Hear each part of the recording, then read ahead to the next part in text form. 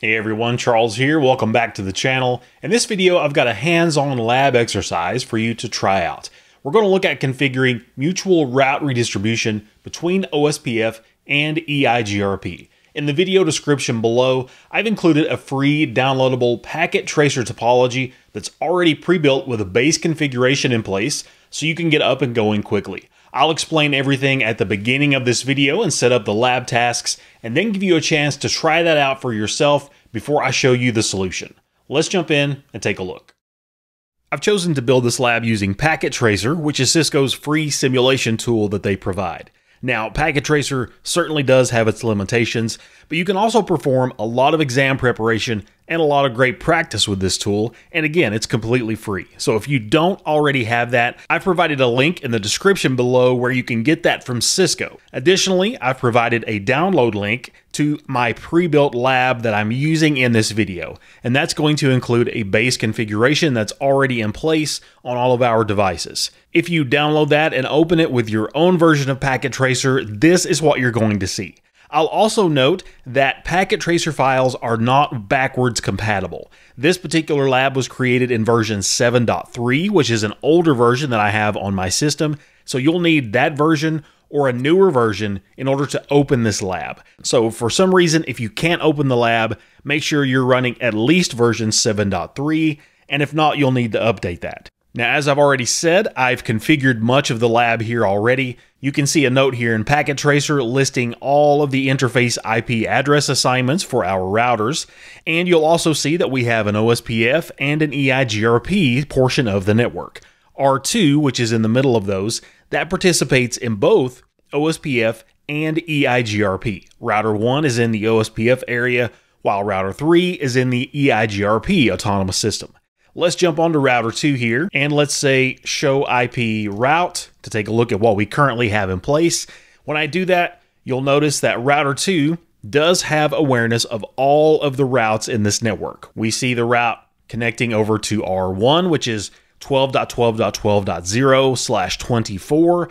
We see the network also that connects over to R3 as well, which is 23.23.23.0/24. We additionally see the connected networks on both R1 and R3. In other words, we see the networks getting us to switch 1, switch 2, switch 3, and switch 4. If I say show IP OSPF neighbor, you'll see that we have a single OSPF neighbor, which is of course router 1 at the address 12.12.12.1. If I say show IP EIGRP neighbors, you'll see that likewise we have a single EIGRP neighbor at 23.23.23.1, which is of course router 3.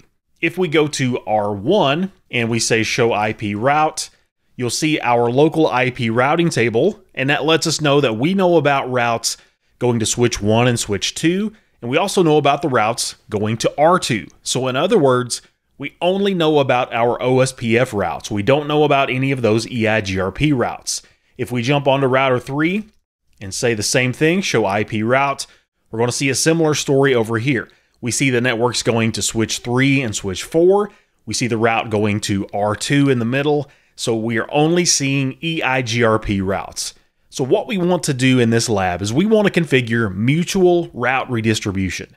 We want OSPF and EIGRP to advertise routes that they know about into one another. Now, since Router 2 has one interface participating in OSPF, one interface participating in EIGRP, that means Router 2 is where we want to perform the mutual route redistribution. That's where all of the configuration is going to take place. So as you perform this lab on your own, you want to make sure that when everything is configured, you should be able to go to Router 1, and you should be able to see all of the EIGRP routes in the IP routing table. And also, on R3, you want to be able to see all of the OSPF routes in that local IP routing table. So if you want to do that on your own, if you want to try that out, go ahead and download the Packet Tracer file that's in the video description. Give that a try for yourself, and I would encourage you to do that.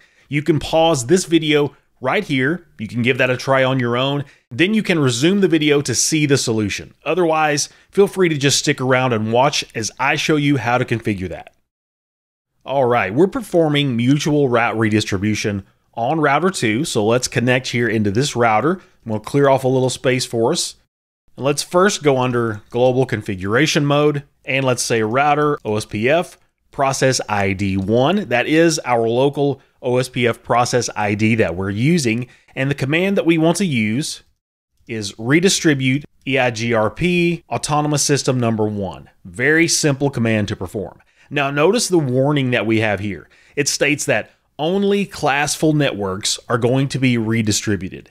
In recent versions of Cisco iOS, that option is going to be automatically added to the command configuration by default, even if we don't specify that. And I'll actually show you my running configuration in just a bit. If you're having an issue with redistribution and you're using an older iOS version, that's definitely something you'll want to add to your configuration command. In Packet Tracer, that is also the case, so we need to actually add this option in here. And in fact, if we go ahead and say do show run pipe to section router OSPF, you'll see our redistribute EIGRP1 command in our configuration. Again, if we were using a more recent version of iOS, or if we were using actual physical equipment, or even an emulator such as CML, that would automatically be added. In our case, we actually need to correct that, so I'm going to arrow up to that original command, and at the end of that, I want to add the keyword subnets. That's going to ensure that we redistribute classful and classless networks. So I'm going to hit enter, I'm going to arrow up, and again run that show command, and this time you'll see in our configuration the subnets keyword is in place, so that's good. Now let's do the same for EIGRP as well. So let's say router EIGRP autonomous system number 1. So we are under our EIGRP configuration mode now. Let's say redistribute OSPF process ID 1. So that's all in place. Let's go ahead and start taking a look at our IP routing tables. Let's first jump over to router 1 and let's say show IP route.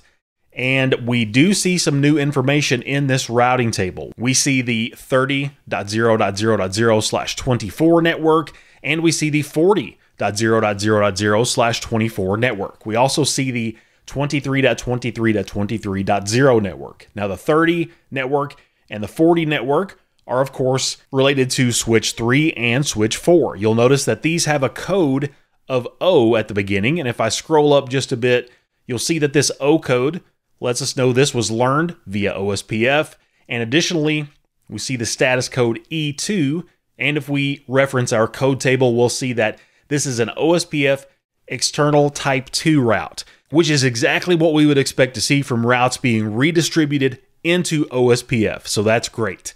Now let's go to R3, and let me clear off a little bit of space for us. We'll say show IP route, and you'll notice that our IP routing table looks the same. We don't have any new routes in here. Why is that? Well, that's because I did not specify the EIGRP seed metric when I configured this.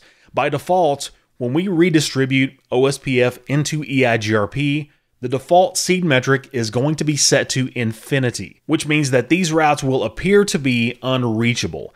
In order to resolve this problem, we need to configure a seed metric for routes being redistributed into EIGRP. So in order to do that, let's go back to router 2, where we performed our redistribution, and there are a few ways we can do this.